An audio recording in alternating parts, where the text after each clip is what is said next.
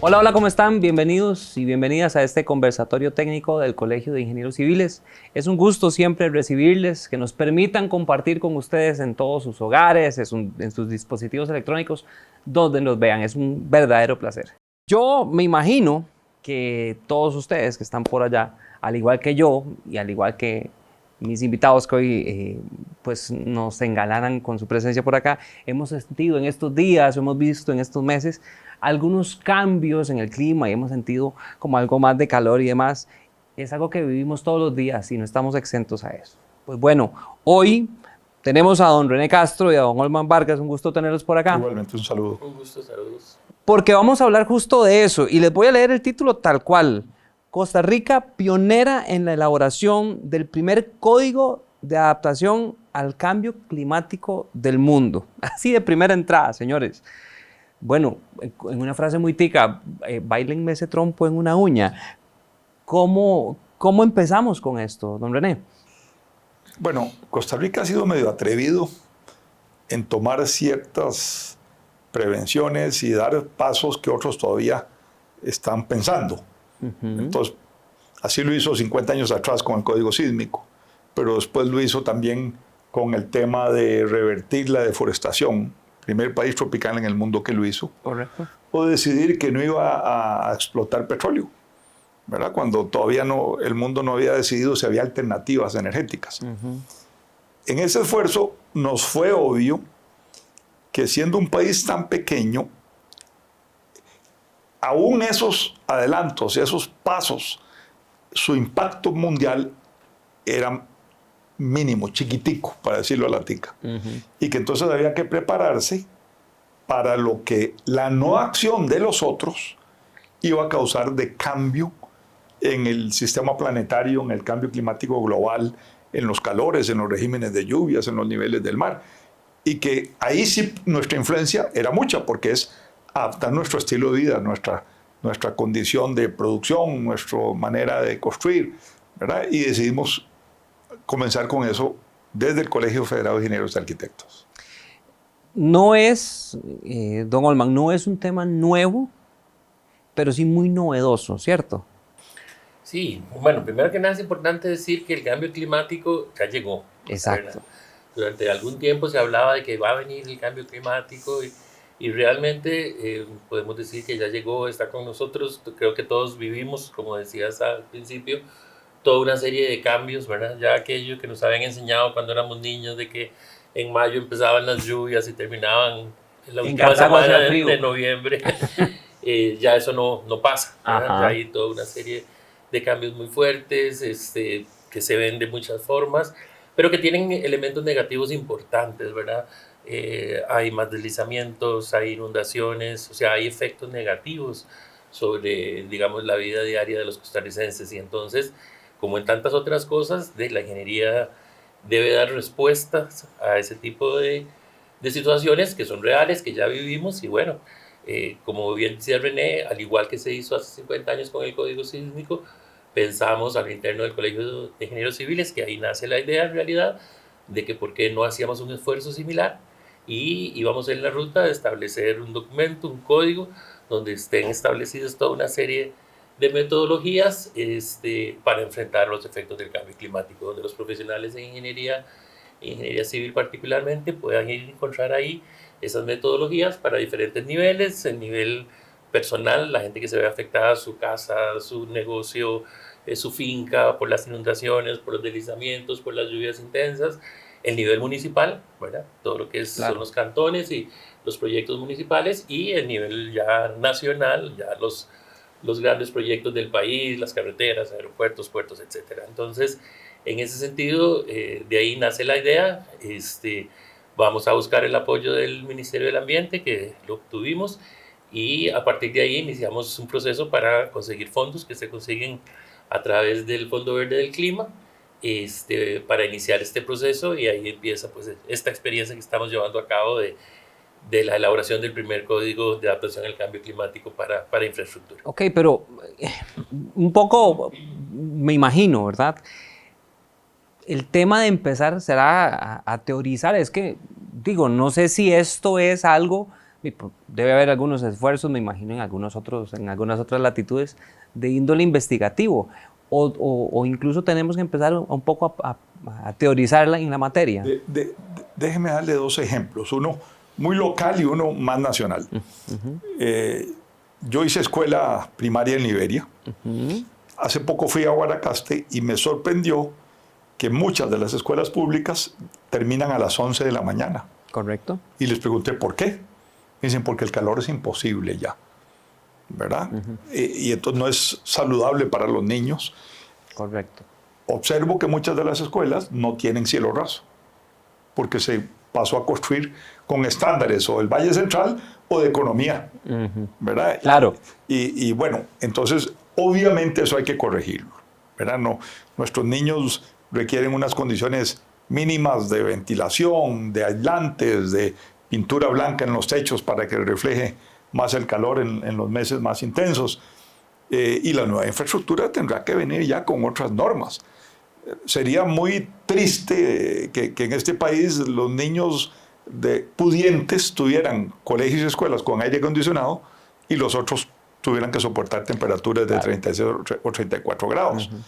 Eso es un ejemplo local. El ejemplo nacional es que por primera vez estamos a un año previendo que tenemos riesgos de racionamiento eléctrico, porque, como dijo bien Olman, ya los regímenes de lluvia, antes había hasta poesías, cuando llegan las lluvias de mayo, decían nuestros poetas, ya no se da, ¿verdad? Y entonces, o llueve menos, y entonces no se recuperan los embalses, y de repente, enero, febrero, marzo, abril del 2027, tendremos un larguísimo periodo seco en el que no resistiremos para la producción de energía eléctrica si no tomamos medidas inmediatas, como cuáles: eficiencia energética, ¿verdad? A nivel de las fábricas, de las casas, de economizar a las horas pico, por ejemplo, o adicionar fuentes de energía renovables que no hemos utilizado hasta ahora, como la biomasa, ¿verdad? En el país la biomasa la usamos todavía como desecho. Sí,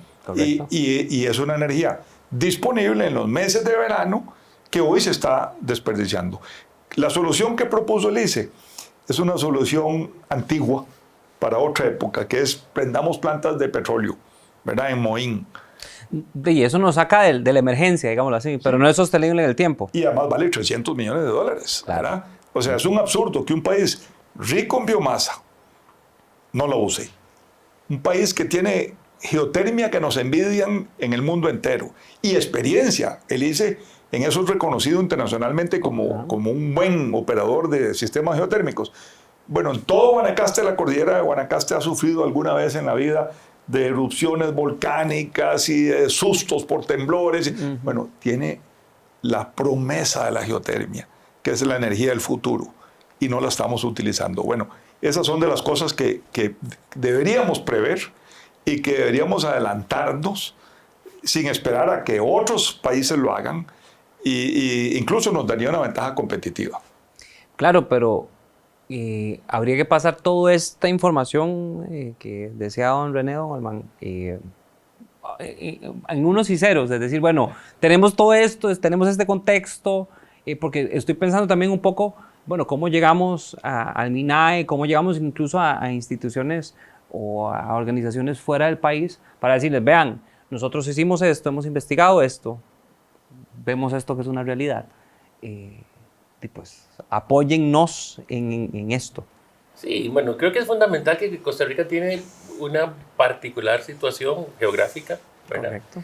Eso nos da la posibilidad de enfrentarnos todos los años con este tipo de temas, y más ahora que con los efectos del cambio climático, y tenemos que tener una respuesta totalmente diferente a lo que ha sido tradicional.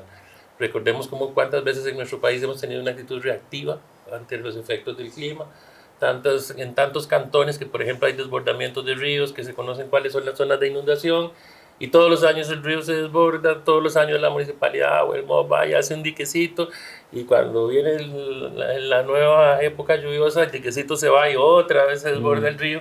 Bueno, ya ese tipo de soluciones reactivas ya tenemos que dejarlas de lado y ahora necesitamos aplicar ya todo lo que son los conceptos modernos de sostenibilidad, ¿verdad? Claro que se necesita para eso primero todo un trabajo de investigación, ¿verdad? Y toda una data que manejar, que muchas veces las instituciones del Estado que la tienen, pero la han mantenido a lo interno, ¿verdad? Casi como un secreto. Ahora esto hay que abrirlo completamente porque sobre esos datos es que se van a basar todos los análisis metodológicos. Hay todo un tema que por donde se está iniciando. Primero establecer cuáles son las brechas que tenemos en nuestra legislación, a partir de ahí aspectos fundamentales como es cómo se va a manejar el análisis de riesgo, que es el fundamento de todo lo que son los diferentes procesos metodológicos. Y bueno, y después de eso pues vendrán ya la elaboración de los diferentes capítulos del código, específicamente en atención a los diferentes efectos negativos que se tienen. Una cosa muy importante es que bajo ese esquema que se plantea la solicitud de recursos, el Fondo Verde del Clima nos aprueba un primer recurso importante, que es de $1 millón, que es con lo que en este momento se está financiando, pero es apenas una primera parte. Ahora tendremos que ir a una segunda parte para buscar otro financiamiento ya para poder finalizar el código, pero conforme se ha dado el avance, hay un equipo consultor que está contratado trabajando en eso, y como se ha dado el avance, pues resulta muy interesante que la gente misma del Fondo Verde del Clima se da cuenta de que aquí hay un potencial muy fuerte en lo que estamos haciendo, que como decías al principio es una experiencia primera en el mundo, y ellos mismos ya están hablando de la posibilidad de que en el momento en que Costa Rica tenga su código de adaptación, debería ser replicado a nivel regional, incluso a nivel latinoamericano, y probablemente incluso después hasta nivel de otras latitudes. Entonces estamos siendo como la punta de lanza, ¿verdad?, en este proceso, y tenemos que hacerlo muy bien porque ya no solo para responder a nuestras propias necesidades, sino porque también va a ser un ejemplo que después van a seguir en otros países, y que los entes financieros internacionales también van a ver como un ejemplo positivo de por dónde debe ir todo lo que es la materia preventiva estratégica hacia lo que viene con todo el tema del cambio climático. Es un espejo donde seguramente muchas organizaciones o muchos países, muchas naciones podrían venir a verse en un espejo como el de Costa Rica, que haciendo estas cosas bien, pues dice, bueno, nosotros hicimos esto, vean esto que hicimos, para que ustedes puedan replicarlo o adaptarlo demás. Yo creo que además va a pasar otra cosa, que es que conforme comencemos a publicar, va a salir alguien que diga, yo también tengo investigaciones de cómo reducir el calor, ¿verdad?, en viviendas rurales o en escuelas o en hospitales. Y entonces comparamos datos, vemos materiales, vemos experiencias. Aquí, por ejemplo, estamos midiendo, ahora mismo que hablamos, qué tipos de pintura en los techos rechazan mejor, o lo que técnicamente se maneja mejor el albedo, ¿verdad? Rechazan mejor los rayos solares. Y entonces estamos probando y midiendo en escuelas en Esparza, por ejemplo, ¿verdad? ¿Qué pasa si colocamos esta pintura versus este otro material? ¿Qué pasa si usamos aislantes, ¿verdad?, versus árboles u otro sistema natural? Tomando mediciones, viendo la temperatura dentro de las aulas, ¿verdad? No solo en el tejado. No solo en el tejado. Y bueno, eso se publicará porque lo lideran nuestras universidades y nuestros profesionales. Hará que otros salten y digan, yo encontré tal otra alternativa, tal otro material es mejor, vea las horas, cambie las horas en que usted tiene a los niños reunidos. Por ejemplo, me tocó ver en Chile que por otro impacto que hay ahí, que es el agujero de la capa de ozono, hay ciertas horas en que los niños de primaria no pueden salir a la calle, ¿verdad?, porque hay un problema con los rayos ultravioleta. Bueno, tiene relación con nosotros, solo el hecho de que ellos tienen varios años de otro tipo de prevención para niños escolares por un fenómeno muy local, pero nos va a permitir comparar experiencias. Sí, hay resultados extrapolables, digamos así. Extrapolables, comparables, errores no repetibles, ¿verdad? Y déjeme dar un ejemplo, un error que no debería repetirse. Cuando hemos ido diseñando nuestras ciudades, ¿verdad? Comerciales hemos ido diseñando, eso es para otro. Bueno, eso sería para otro programa. Bueno, decían que el no diseño es diseño. Ajá, ¿verdad? correcto. Uno de los temas que se ha manejado más mal en Costa Rica es el tema del alcantarillado. ¿verdad? Entonces estamos viendo cada vez más centros urbanos, incluido San José, que se inundan. Bueno, incluida la Universidad de Costa Rica, que es vecina aquí de la sede. ¿Verdad? Cada vez que hay chaparrones de cierta magnitud, se inundan. Y se inundan los sótanos de la Escuela de Derecho, el barrio Dent, y eso lo sabemos hace años, ¿verdad? Que las alcantarillas que se instalaron en aquel momento no tienen la capacidad. Correcto, sí. ¿Verdad?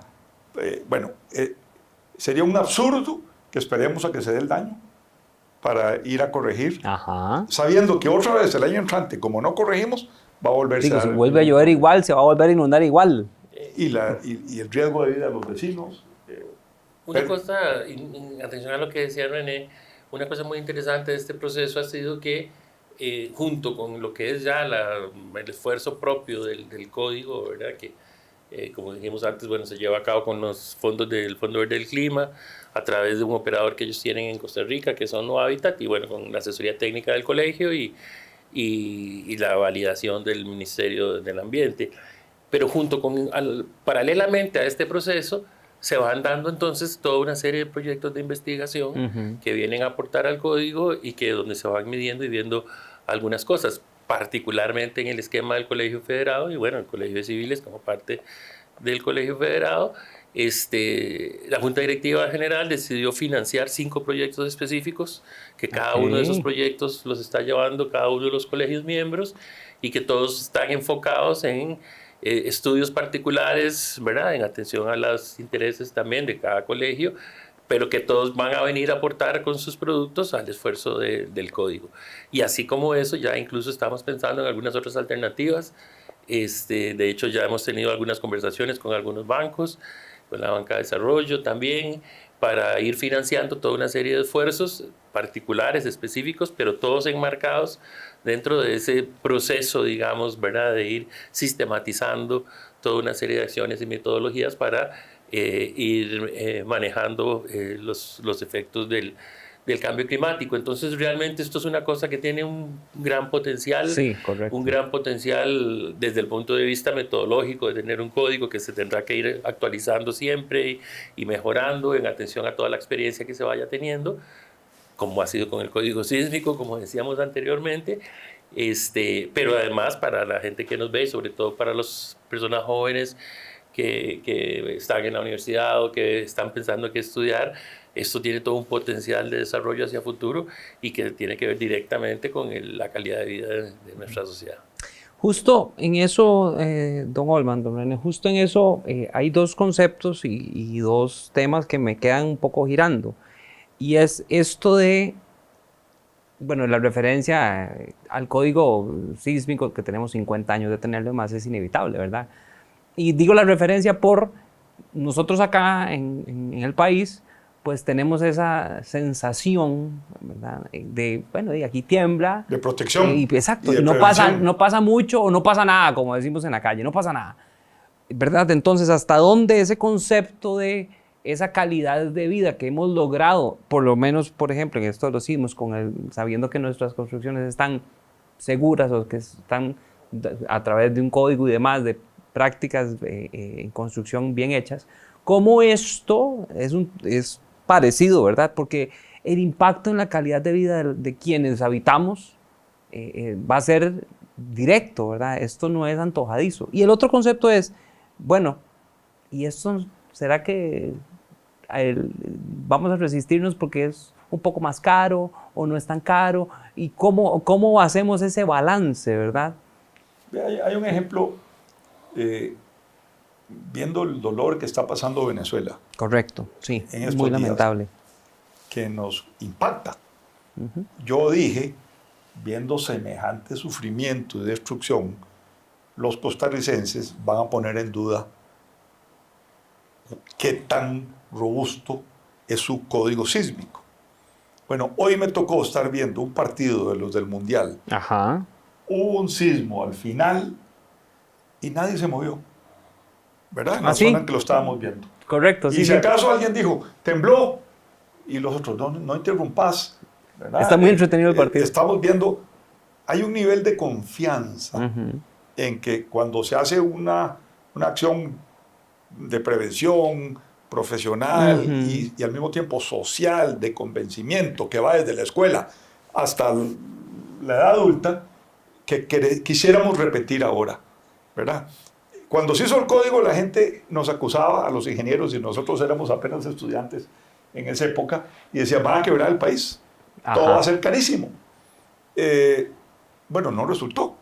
Y 50 años después decimos, fue un éxito, el país previno, tiene una seguridad, una confianza en su infraestructura que no tienen otros.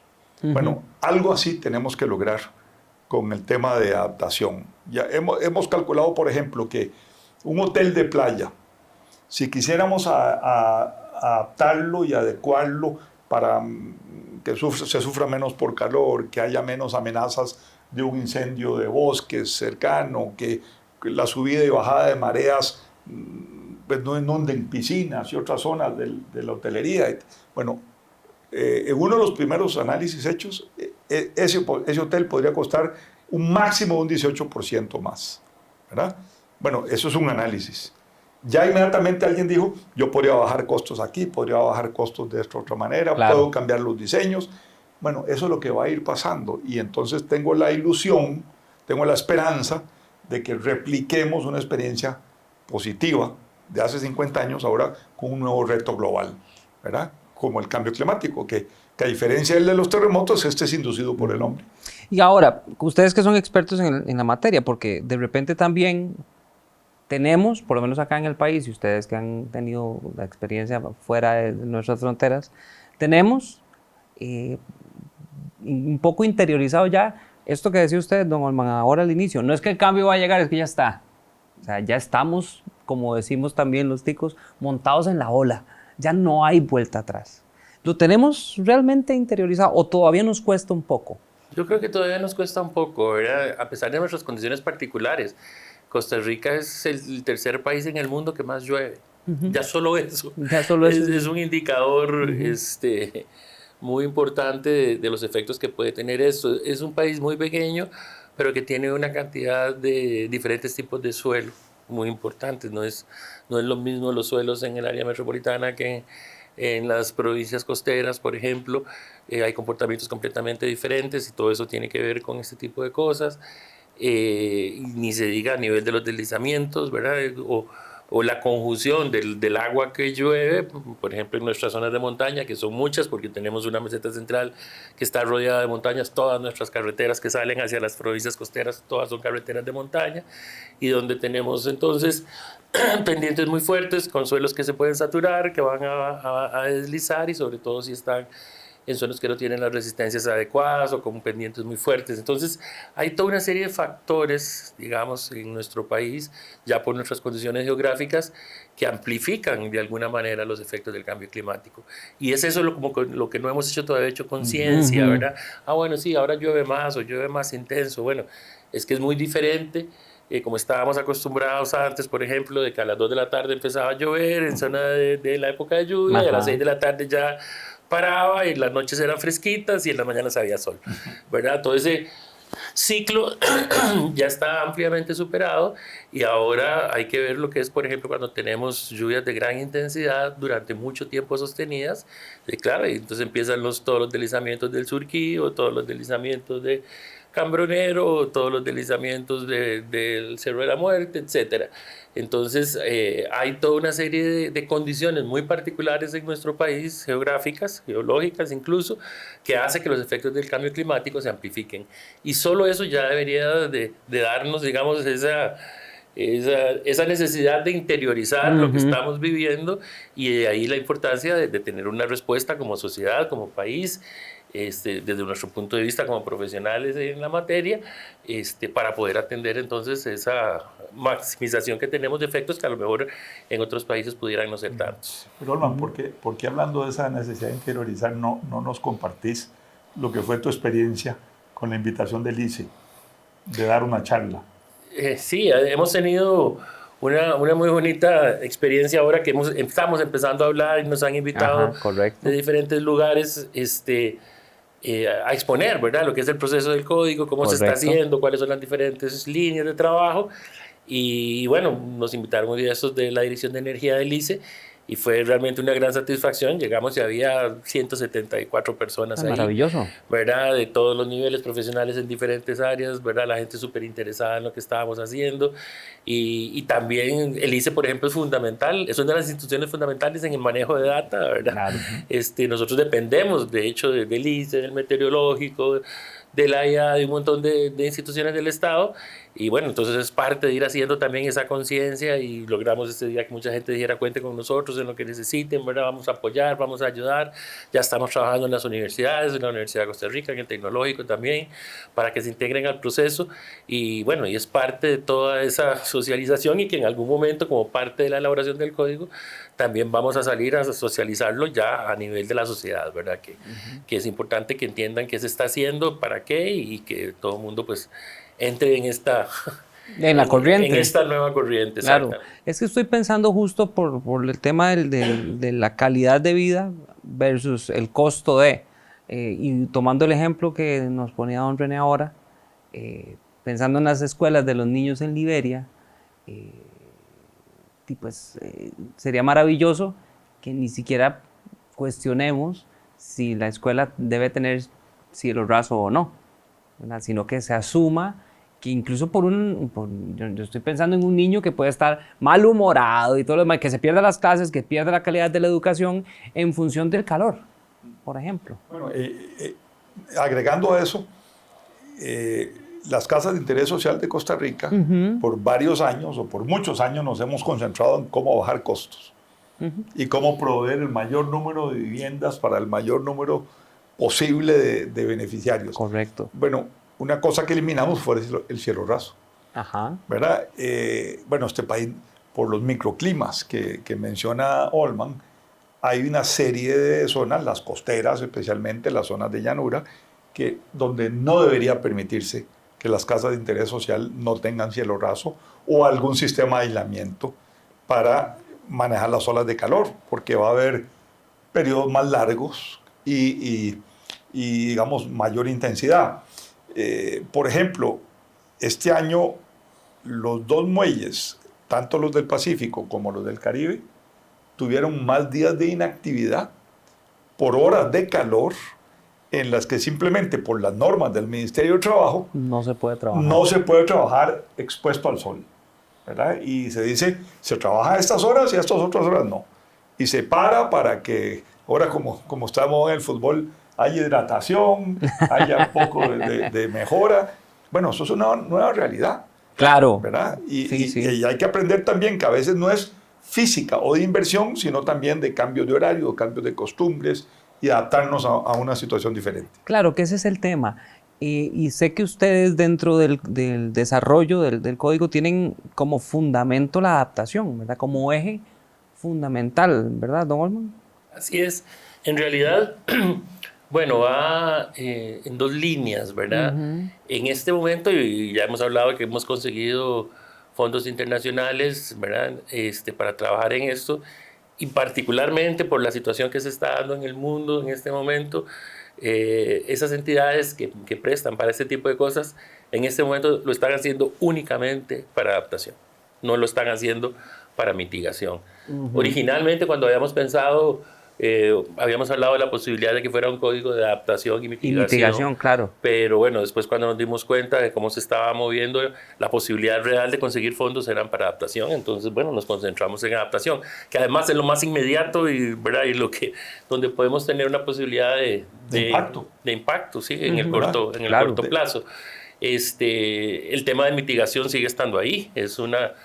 No lo vamos a poder evitar. A la que vamos a tener que llegar, sí. Pero probablemente por el tema de los fondos, pues iniciamos entonces con la parte de adaptación. Pero digamos, para el ciudadano, para el estudiante, démosle una idea, digamos. Costa Rica en mitigación, o sea, bajar las emisiones de CO2 que hacemos para que tenga algún impacto en el mundo, nosotros probablemente representamos menos del 0.1% del total de las emisiones globales. Sí. Es decir, nosotros podríamos ser carbono neutral, podemos ser el ejemplo en el mundo. Todo el país. Todo el país, ¿verdad? Andar todo el mundo en vehículos eléctricos, nadie desperdiciar hacer composta en la casa y todas estas cosas. Casa, que eso en el mundo va a servir de ejemplo, como ejemplo moral, pero no tiene un impacto real, ¿verdad? El impacto real es lo que haga China y lo que haga Estados Unidos y lo que haga India y lo que haga Brasil. Eso va a definir cuánto se reduce en el mediano y largo plazo el impacto en el mundo. En cambio, en adaptación, lo que nosotros hagamos tiene un impacto inmediato en nuestra población. Claro. Siempre da el ejemplo moral y de compartir con otros países, ¿verdad? Los éxitos y las reacciones positivas, pero lo que nosotros hagamos por nuestra gente tiene un impacto directo. Entonces creo que también eso es un elemento fundamental. Estoy pensando un poco en esto de la adaptación en función de que el impacto que podríamos generar en la implementación, en el desarrollo, implementación, ¿verdad? En la puesta en escena de un código como este, bueno, si pensábamos un poco que este sea el espejo en donde los demás se vean, entonces ahí el impacto sería muy significativo. Vean cómo sí se puede hacer esto de esta manera y véngannos a ver un poco, ¿verdad? Y ahí volvemos un poco al principio de la conversación, Correcto. ¿verdad? Costa Rica ha sabido ser en muchos temas un ejemplo para el mundo. Y a pesar de que ahora a veces como que dudamos de eso, ¿verdad? Y por ahí hay gente que dice que todo lo hemos hecho mal, no es cierto. En realidad hemos hecho muchas cosas bien, hemos sido ejemplo para el mundo, hemos roto con toda una serie de estereotipos, ¿verdad? Y paradigmas, ¿verdad? Que se han tenido en otros países con respecto a ciertos temas y bueno, creo que ahora lo estamos volviendo a hacer con este tema. Definitivamente creo que la gente nos va a volver a ver, ¿verdad? Y si seguimos en la línea correcta, como estamos seguros que estamos haciendo, y necesariamente esto se va a replicar después para otras gentes. Hay una primera réplica, llamémoslo así, o una primera extrapolación, que es el ámbito centroamericano y del Caribe, eso casi va a ser inmediato, y después vendrá el ámbito latinoamericano, y hay gente que incluso, ¿verdad?, empezó viéndonos cómo estábamos iniciando con este proceso con un poquito de reserva y que ya ahora se empiezan a meter de lleno en el proceso y ya ahora nos están dando un seguimiento mucho más cercano y bueno, también eso nos genera también una gran responsabilidad, ¿verdad? Como país, como colegio, estoy seguro que la gente del ministerio igualmente y bueno, pero estamos seguros de que vamos a responder adecuadamente y lo vamos a hacer de la mejor manera posible. Sé que vamos en un paso a paso, ¿verdad? Y que el niño va aprendiendo a caminar. Pero, bueno, tenemos, usándolo como referencia otra vez, el código sísmico, que tiene 50 años, que es un señor de edad joven todavía, diría alguien por ahí. ¿Por dónde vamos en este camino a que el código de adaptación al cambio climático sea código, ¿verdad? Porque entiendo que eso tiene unos pasos a seguir, que primero son referencias y demás. ¿Por dónde vamos por ahí? Y si ya tenemos algo publicado que se pueda pues, consultar y demás. Yo creo que hay dos diferencias importantes. Una es que no tenemos el tiempo de espera, ¿verdad? El cambio climático, golpe de tambor. El aceleronazo, ¿verdad? Que estamos viendo es tremendo. Entonces, en 10 años va a ser mucho más intenso, en 20 va a ser insoportable. Correcto. Si no hacemos lo que hay que hacer. A diferencia de, digamos, cuando había más plazo para tomar otras decisiones. Lo segundo es que creo que ahora tenemos, como hay experiencias positivas, como la del código sísmico, ¿verdad? Tenemos ingenieros de todas las generaciones, arquitectos de todas las generaciones, con más confianza de poder hacer las cosas diferentes y hacerlas bien. Ajá. Yo veo 3 etapas. Veo la primera en la que estamos, que es recogiendo información, documentando, produciendo documentos. Vamos ahora a diseminarlo, a socializarlo.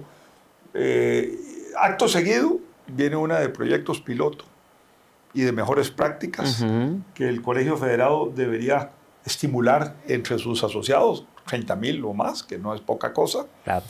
Y pasado un par de años, vean que digo un par de años, atreverse a hacer una propuesta para una ley de tal manera que sea obligatorio, ¿verdad? Porque no sería justo que los niños de una comunidad tengan sus escuelas con aislantes, con techos apropiados, con sistemas verdes, ¿verdad? Y en otra comunidad simplemente porque el municipio no creyó, o el alcalde de un partido político que niega el cambio climático, decidan no darles digamos, la prevención y lo mejor que el país puede dar. Por eso hay que llevarlo en algún momento a la ley. Y además porque siempre hay algún irresponsable, ¿verdad?, que dice: yo para bajar costos quito la varilla a cero, decían antes con el código sísmico, y ahora van a decir: yo para bajar costos no pongo aislantes, o no pongo digamos, el manejo adecuado del agua o de la basura o cualquier otra cosa que es posible hacer. Yo creo que en eso es importante retomar el ejemplo de Venezuela y lo que acaba de pasar hace algunos días, ¿verdad? Todo tan lamentable como fueron esos 2 sismos tan fuertes seguidos. Y es que, extrañamente, a lo que podría parecer, Venezuela tiene una normativa sísmica muy importante y novedosa y bien hecha. Y el gran problema es la aplicación, claro, ¿verdad? Lo que no hay es esa cultura y esa rigurosidad de la aplicación que, por ejemplo, hemos tenido en Costa Rica. Pero la vigilancia. ¿Verdad? Entonces, usted no gana nada con la normativa si después no la aplica adecuadamente. De hecho, en Venezuela incluso se dice que, por ejemplo, el gobierno central ha sido uno de los que menos aplicado. Menos la ha aplicado, ¿verdad? Y de ahí que usted ve las escenas donde ve 2 edificios, uno está en el suelo y el otro está perfectamente bien, ¿verdad? Y están uno a la par del otro. Bueno, eso es prueba de eso. Entonces, en ese sentido, yo creo que esa experiencia, esa cultura que ya hemos tenido, por ejemplo, con el código sísmico, nos va a dar pues la línea de que en el momento en que todo esto ya salga, lo vayamos aplicando con la rigurosidad y la certeza de que esto se hace para mejorar las condiciones, y como bien decía René, pues en ese momento tendrá que haber una legislación que lo proteja y que lo obligue, y eso será fundamental pues para entonces el desarrollo ya en el futuro. Hay una curva de aprendizaje que podríamos o tendríamos que acortar porque no tenemos tiempo, pero porque tenemos otras experiencias previas que nos pueden facilitar eso, ¿verdad? Como para ir cerrando, sé que hay posiblemente allá en casa donde nos estén viendo mucha gente, incluyendo profesionales, que quieran un poco no solo nutrirse, sino incluso colaborar en alguna medida. ¿Cómo se pueden poner en contacto con ustedes?